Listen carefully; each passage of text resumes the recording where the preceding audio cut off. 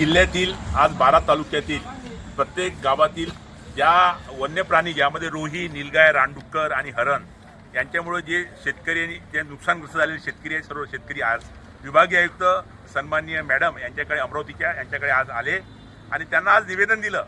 की अमरावती जिल्ह्यातल्या 12 तालुक्यात म्हणजे वरळूर, मोर्शी, अंजनगाव, सुरजी, भातकुली, अमरावती, तिवसा, चांदूर रेल्वे, धामणगाव सर्व तालुक्यातील प्रतिनिधी आले आणि त्यांना निवेदन असं दिलं की वन्य प्राण्यांमुळे विशेष करून रोहीमुळं प्रचंड प्रमाणामध्ये शेतकऱ्यांचं प्रचंड प्रमाणात नुकसान होऊन राहिलं आहे, उभी पिकं उद्ध्वस्त होऊन राहिले आहे आणि प्रत्येक ठिकाणी म्हणजे ज्या ठिकाणी 1-1.5 वर्षांनी 20-25 रोही होते त्या ठिकाणी 200-200चा कळप आलेला आहे आणि तो कळप अक्षरशः पूर्णपणे शेतं उद्ध्वस्त करून राहिले आणि या संदर्भात वारंवार सर्वांनी प्रत्येक तालुक्यातून निवेदन प्रशासनाला दिलं, वन विभागाला दिलं, पण त्याकडे पूर्णपणे साफ दुर्लक्ष प्रशासनाने केलेलं आहे। त्यामुळे आज संतप्त होऊन सर्व शेतकरी विभागीय आयुक्तांना भेटले आणि त्यांना सांगितलं की आमच्या शेतकऱ्यांची जीवनहानी होते, पिकाची हानी होऊन राहिली, पूर्ण आर्थिक दबगाई झालेला आहे आणि आधीच हे कुठं दुष्काळ सदृश परिस्थिती असताना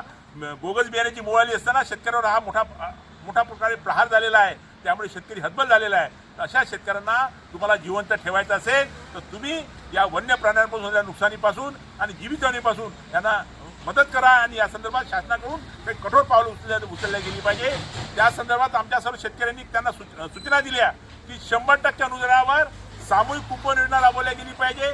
जेवढे वन्य प्राणी आहे रोही यांना क्लब करून जंगलामध्ये सोडलं पाहिजे अशा प्रकारच्या सूचना करून आणि ज्या रोहींमुळे त्रास आहे त्या रोहींची अक्षरशः नसबंदी केली पाहिजे अशा प्रकारची सूचना आम्ही प्रशासनाला केलेली आहे आणि या संदर्भात सन्माननीय विभागीय आयुक्तांनी अतिशय सकारात्मक भूमिका ठेवून या संदर्भात आम्ही काहीतरी निर्णय करू असं सांगितलं आहे। पण आम्ही त्यांना हा पण इशारा दिला आहे जर शेतकऱ्यांना जर या संदर्भात लवकर ताबडतोब न्याय मिळाला नाही तर हे फार मोठं जनआंदोलन उभं होईल। याची जी छोटीशी ठिणगी हा विशाल ठिणगी होईल आणि त्याचे प्रशासनाला फळ भोगावे लागतील असा इशारा दिलेला आहे। त्यामुळे आम्ही निश्चितच आज शेतकरी वर्ग या संदर्भात त्यांनी स्पष्ट भूमिका केलेली आहे। धन्यवाद।